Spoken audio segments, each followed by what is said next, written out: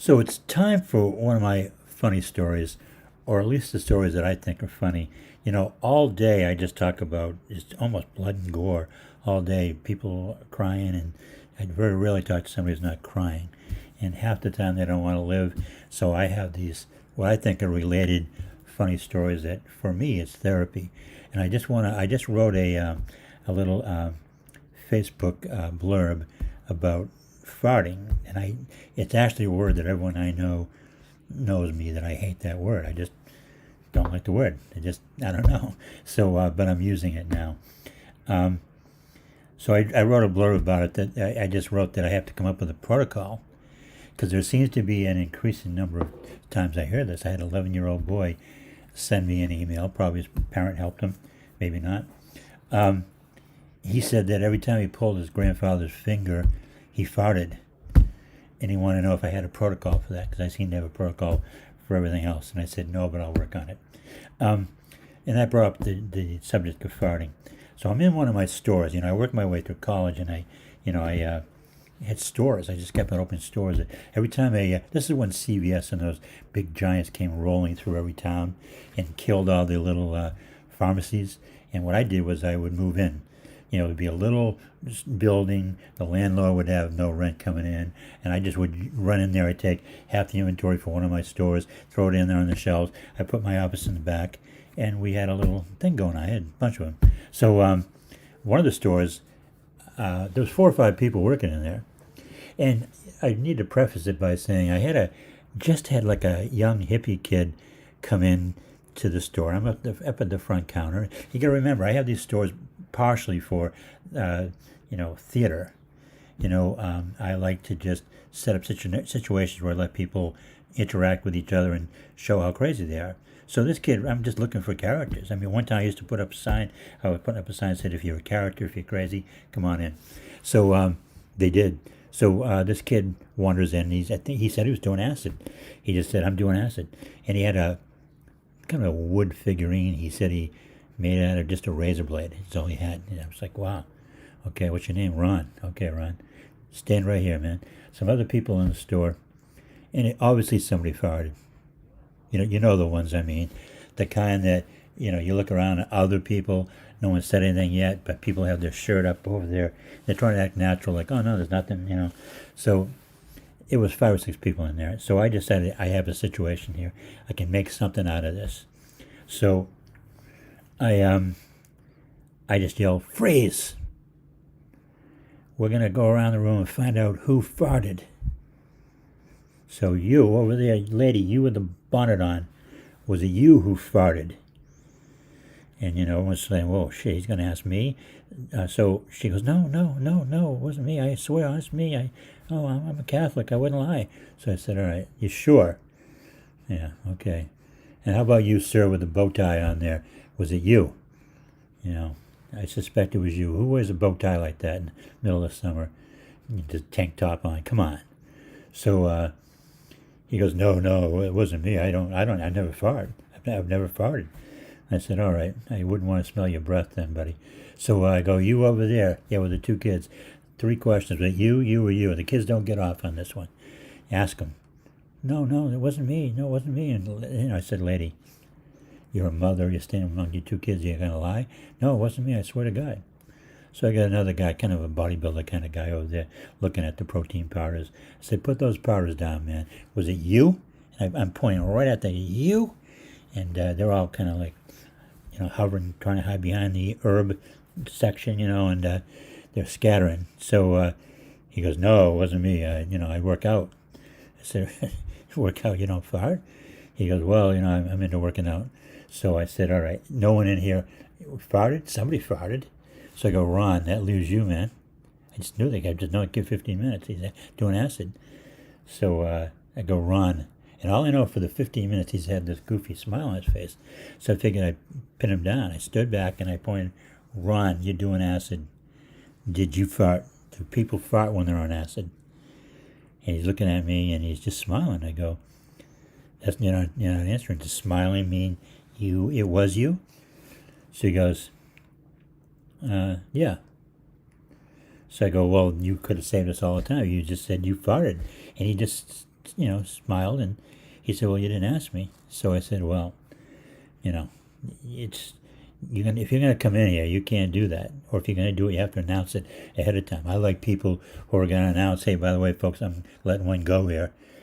So next time, be considerate. That's courteous. So everyone said, all right, everyone, you can now move around, free to go. So each one of them comes up one by one, and I said, I apologize for, putting you under the, grinder there, and it was like I was interrogating you. They said, yeah, I felt bad, it wasn't me. So anyways, everyone leaves. Ron's the last. I finally said, Ron, you can go. He didn't know what to do. He's doing acid. So, but I said, I want you to come back every day. Come back, man, because I like you. Because, see, I like to collect characters, Someone proves to me they're a character, and we didn't hear what he did. That's what really made his way with me. So I said, Ron, come back. A couple of days later, a guy comes in. One of the guys who was there. He was the guy with the bow tie and the tank top. He goes, I said, I don't have that ketchup you want. He goes, oh, I'm not here for that. He says, I want to confess it was me who farted. So that was like, I felt like a hit with a ton of bricks, not because of that exactly, but because I said, you farted. It was definitely you. He goes, yeah, it was me. I had like a pepperoni pizza, and I said, don't come in here if you eat pepperoni pizza again. So I turned to Ron. I said, now you, man, you did something that I don't think anyone else in the universe would do. You owned someone else's fart. Who does that? I mean, why did you say, you did when you didn't? I said, people will do anything. I mean, think about it. They'll do anything to get out of taking blame for a fart. That's why people have dogs. So I know you're doing acid. He said, I'm doing acid today. I said, well, do you remember? He goes, yeah, I remember very well. I said, did you fart? He goes, no, but he says, maybe. I thought maybe I did, because everyone else said they didn't. But I don't think I did. I said, well, the other guy said he did. He did it. He goes, okay. So he just got the smile on his face. I said, listen, man, you're my new best friend. You're my new best friend. You have to hang around with me every day. Wherever I go, you got to go. Because anyone who is so chilled out that they will own someone else's fart is golden with me. I've never heard of such a thing. And in the meantime, that was 20 years ago. In the meantime, I've asked other people when I get bored, I'll just ask somebody. I've turned to a guy in the line at Whole Foods one time. I asked him that. He said, oh, no way. He said, no way. As a matter of fact, when you know you're going to do it, you have your alibi already. Yeah, so, no.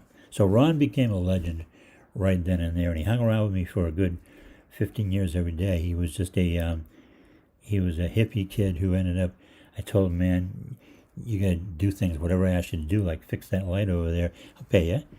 And he didn't know how to do anything, but at the end of the time with me, he was like a carpenter, man. He could fix anything. He was always tripping. So that's my fart story, and I have several. I'm not really a fart guy. I don't even like saying the word, but I felt as though I had to tell it. So the other one, I think I told it the other day, I just want to finish with this, is that I used to go to, when I was single, I used to go to parties, little house party, apartment party, and, you know what double dipping is, I'm sure. Well, I love, like, chips and dips and things like that. So I used to just automatically walk in and grab all the little tubs of different dips and guacamole and chili and, salsa. And I used to just say, hold on, everybody. I have an announcement to make. I have it all on the table in front of me. And I'd take a handful of chips and I'd lick them. And I'd dip them in every single tray. And I said, I just want to let you know I'm into double, triple, and quadruple dipping, and I drool a lot. So I just want to let you know. So, if you're going to have some dip, just, beware. So I had, needless to say, I had all the dip myself. So, and one last one was I was first married. I was really into baking. I was on a baking thing for about a week, you know. And actually, I wasn't doing the baking. Ron was doing the baking. So I would just say, Ron, bake cookies, man. He thought I meant the pot cookies. So he made some brownies. He had put some kind of like Hawaiian, extra heavy duty pot in there. And he said, how strong? I said, just put the whole thing in there, man. I hadn't smoked pot in 25 years. I didn't know. Put it all in there. I didn't realize that the more modern, even though this is a while ago, the pot has gotten a lot stronger. So I said, put it in there, man. Just do it. So cooked it up, and I was invited to my in-laws, my brother-in-law, who was my best friend, really, up there. And I was eating the brownie on the way up. And I said to my wife, just eat the brownie, you know. She wouldn't, I just eat it. I said, we might giggle a few times. We're going to play something crazy like Scrabble or something, you know. Imagine you had to do something, right? It happened to be Halloween night, and I forgot. I didn't, I wasn't paying attention. You know, when you leave the house at 3 in the afternoon, you're not seeing, I was oblivious to everything anyways. So I'm up there, and I started feeling it. And, the kids, there's 5, 6-year-old kids running around, and we're playing bingo or something, whatever they're playing. And I'm starting to feel that, oh my God, it's coming on me like a wave. Like a wave. And I'm starting to look at my wife, and I'm going like, well, come over here and talk to me. I said, you feeling anything? She goes, no. I go, because I have a strong imagination too. I can freak myself out. One time I smoked pot, after not for 20 years, I was going to the movies, and I kept walking up to buy a ticket. And I couldn't do it. I couldn't talk. Like, it was like, I thought they were going to know something. And I must have walked up and just shook my head and walked away like 6 times. And I came home, and my father-in-law was knocking on my back door. There's a glass slider. I could see him. He couldn't see me. And he's just popping in to say hi. And I hid behind the couch. Like I was like 38 years old, hiding behind the couch. And, he's the nicest guy in the world. And he's yelling, hey, let me in. And your car's in the driveway. No, I hope you're not sleeping. Yeah, so anyways, I said to the people, my brother-in-law, sister-in-law, I said, I'm feeling kind of queasy. I'm going to go in. Can I go somewhere and lie down? So my sister-in-law walks me into her room and just says, yeah, go ahead, stay in here. Get comfortable. Well, she was like a knick-knack person. And she had knickknacks all over the wall. So I'm looking out the keyhole of the old house, looking out the keyhole. I'm thinking, see, there was a news story like the night before in the news, true story, you might remember it. Woman, she was freaking out on drugs, and she baked her kids in the oven. Imagine that. So had to be 35 years ago. So it turned out that there were people were spraying kerosene or some crazy thing on the pot, and they were going angel dust. So I'm thinking, we got the angel dust, man. We got the angel dust, and the kids are eating the brownies. I'm looking through the keyhole, and my nieces are eating the brownies. Oh my God, I'm poisoning everybody. I'm in there, but I was too scared to come out. So this time I'm panicking. I'm just staggering against the wall. I'm smashing my sister-in-law's knickknacks. I know she made these things, ceramics, and it's a mess in there. It's a disaster. And Tina comes. She heard some, calamity, and she knocks on. You all right? And I said, oh no, I'm fine. Don't worry about me. So she goes, okay. Well, let me know if you need anything. Want any water? I said, no. So I go. I'm looking out the keyhole. I freaked my wife out. She poked her head in a couple of times. Said, we're all gonna die. So she was doing fine until I said, we're all gonna die. So I see, this is God's honest truth, I'm looking out the keyhole, and I see my wife sitting on the floor vomiting from like anxiety, stress, which I found out later she would do that if she get really stressed out. I thought it was the tainted marijuana. So I come bursting out. Anyone you know who maybe had a drug problem at one point in their life, which when I was 18 I did, I said, you've heard this one before. I said, Bill, my brother-in-law, said, come over, man, talk to me. He goes, what? I go, call the drug hotline, man. call the drug hotline.